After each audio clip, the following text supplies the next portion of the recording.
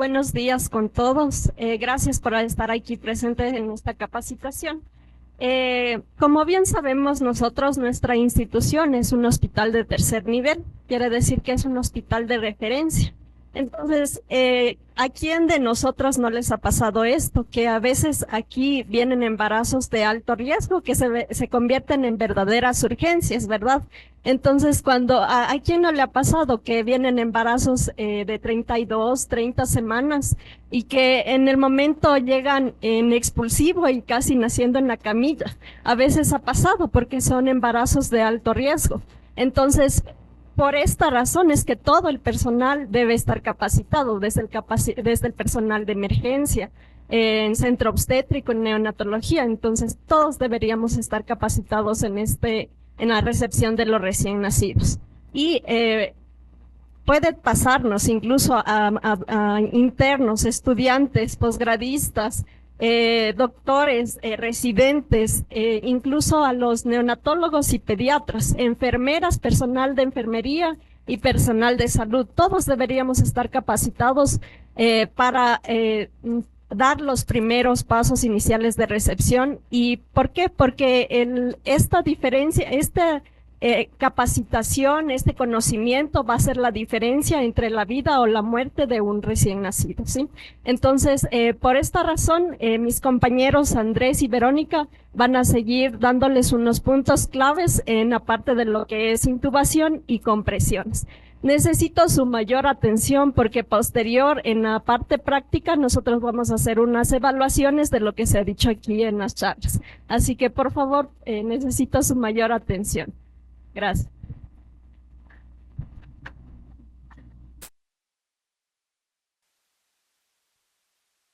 Muy buenos días con todos. Como decía la doctora Guida, pues la intubación endotraqueal es uno de los pasos más importantes en cuanto a la reanimación neonatal.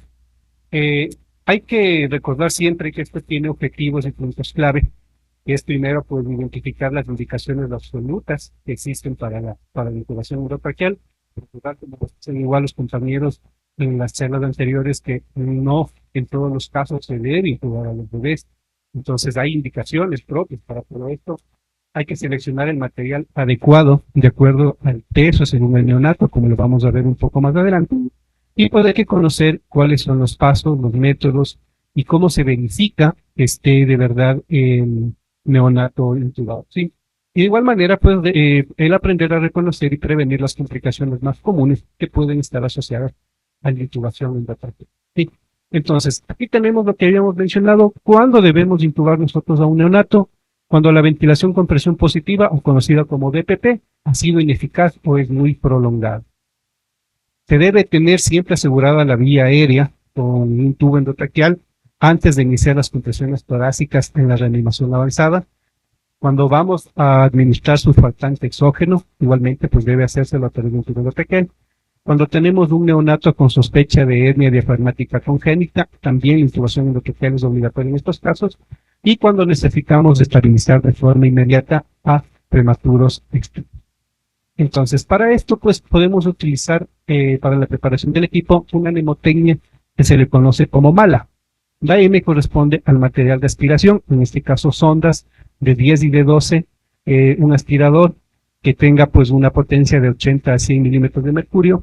La de las alternativas de la vía aérea, que igualmente pues ya se habían comentado en las charlas anteriores, como las máscaras laringes, por ejemplo. El laringoscopio, que debe tener hojas número 00, por ejemplo, para los prematuros extremos, 0 para los prematuros no tan extremos, y la hoja número 1, que generalmente pues se utiliza en los recién nacidos a término. Y la A, en esta mnemotecnia, de audición y fijación. El estetoscopio, el detector de CO2, que igualmente lo mencionaron en la charla anterior, y también cinta adhesiva, ¿sí? Ahí tenemos nosotros una imagen de cómo son los tubos endotraqueales que utilizamos para la intubación en los neonatos. Entonces, existen reglas para esto. La regla por el peso y la edad gestacional nos dice que en bebés menores de 1000 gramos o menores de 28 semanas debemos utilizar generalmente tubos de tamaño 2.5 milímetros. ¿Sí?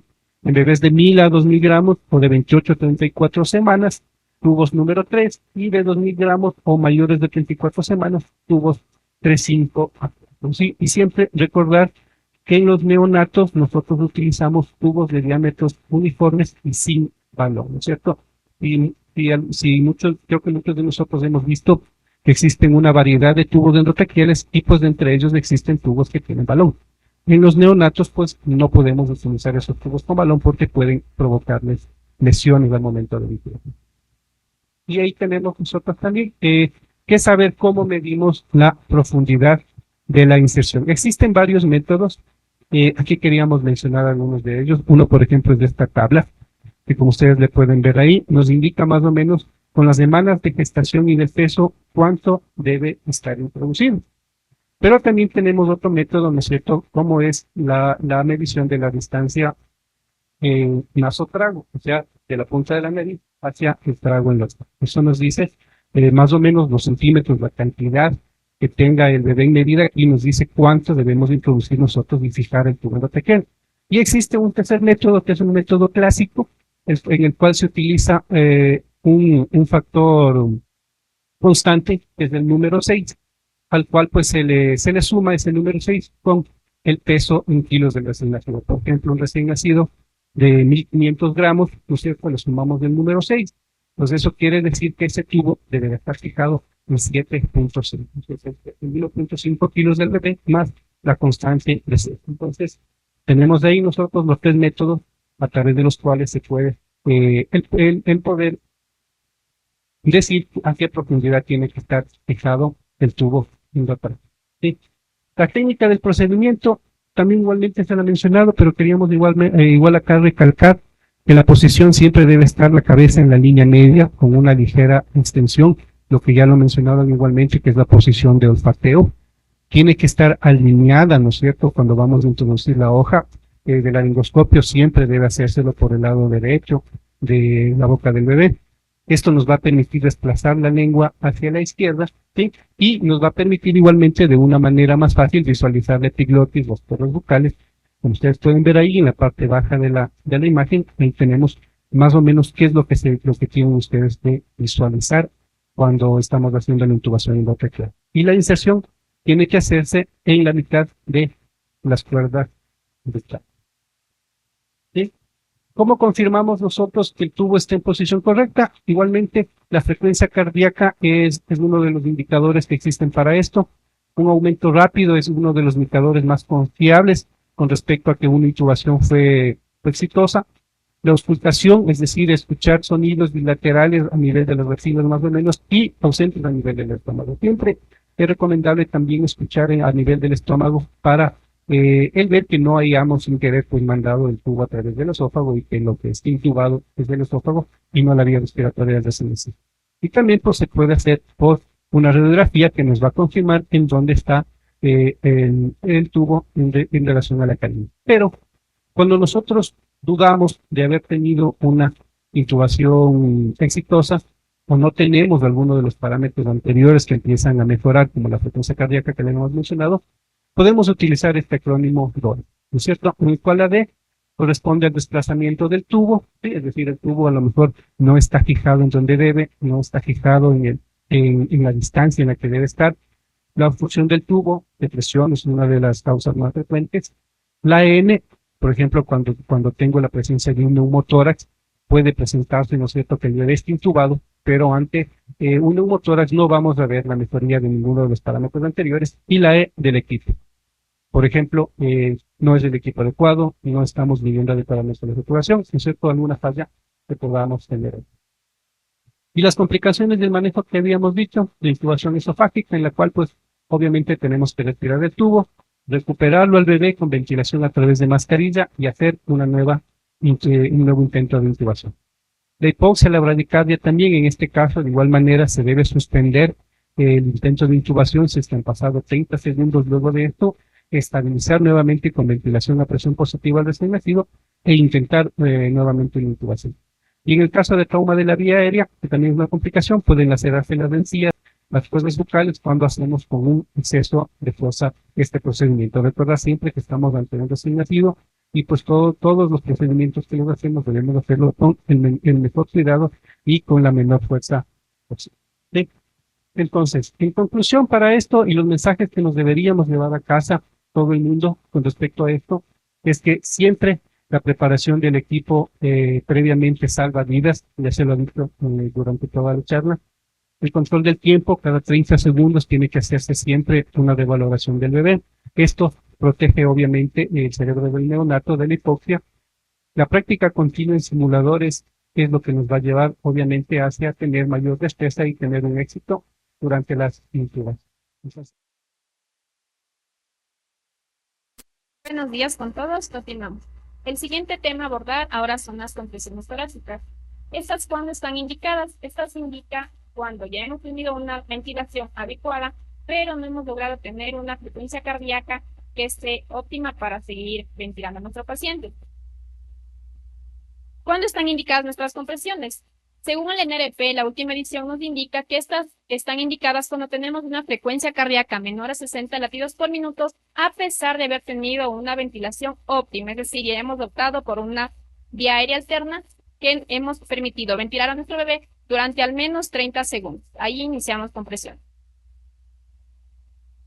¿Esto cómo lo vamos a realizar? Realizamos mediante dos técnicas. La más utilizada, la más común y las que nos da mayor confianza es la técnica de los 2 pulgares, en donde con nuestros 2 dedos pulgares, con la punta de los 2 dedos, trazamos una línea imaginaria entre las 2 pezones de nuestro bebé y justo por debajo vamos a presionar, permitiendo con nuestras manos envolver lo que es el torso del recién nacido. La segunda técnica utilizada es la técnica de los dos dedos, la cual se utiliza cuando no ha sido posible la técnica de los 2 pulgares, cuando tenemos un solo reanimador y cuando el torso de nuestro bebé es muy pequeño, en caso de prematuros de extremos. En este caso lo hacemos con el dedo índice y con el dedo medio. ¿Dónde vamos a realizar las compresiones?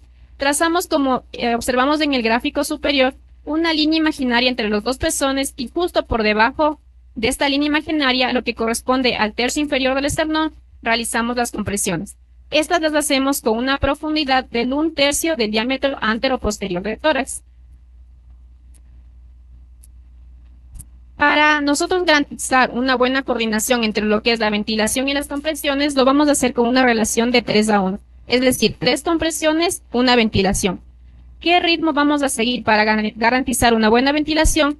Durante 1 minuto nosotros tenemos que cubrir lo que son 30 compresiones y 30 ventilaciones, es decir, se van a presentar 120 eventos por minuto.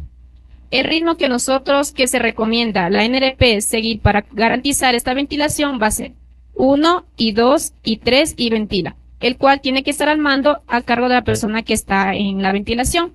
Recordando que cada vez que nosotros pronunciamos el número 1, 2, 3, realizamos la compresión del tórax. Y al pronunciar la letra I, liberamos la presión del tórax permitiendo que el torso se expanda. Y también recordar que cuando se menciona ventila, hacemos una pausa en las compresiones para garantizar una ventilación. Ahora, ¿cuál es la posición correcta del profesional que va a administrar las compresiones? La persona que administra compresiones se va a localizar a la cabecera de la cuna del recién nacido, mientras que la persona que da ventilación se pone de costado, lo que nos permite dejar un acceso libre para la persona que va a canalizar una vía umbilical si requerimos administrar lo que son medicamentos y fluidos.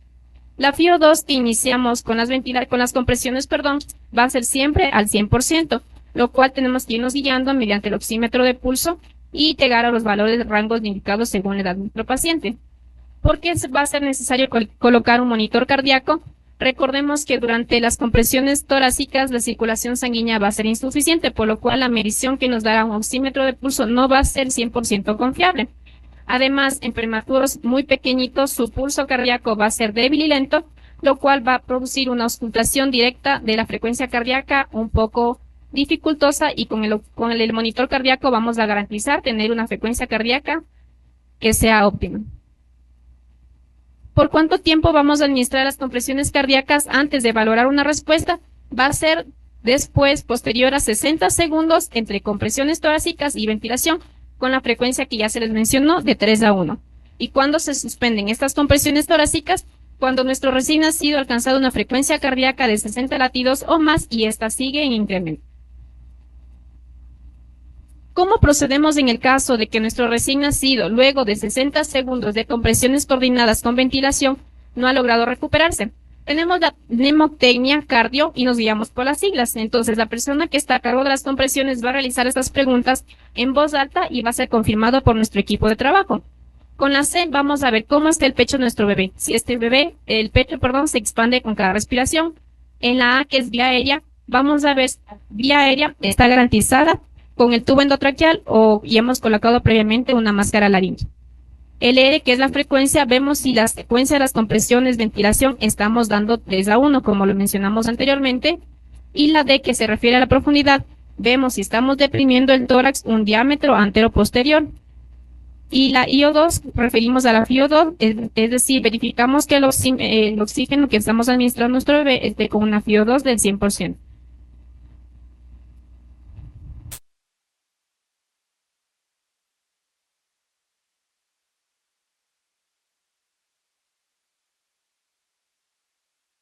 Aquí tenemos un video donde podemos ver cómo realizamos las compresiones de nuestro bebé.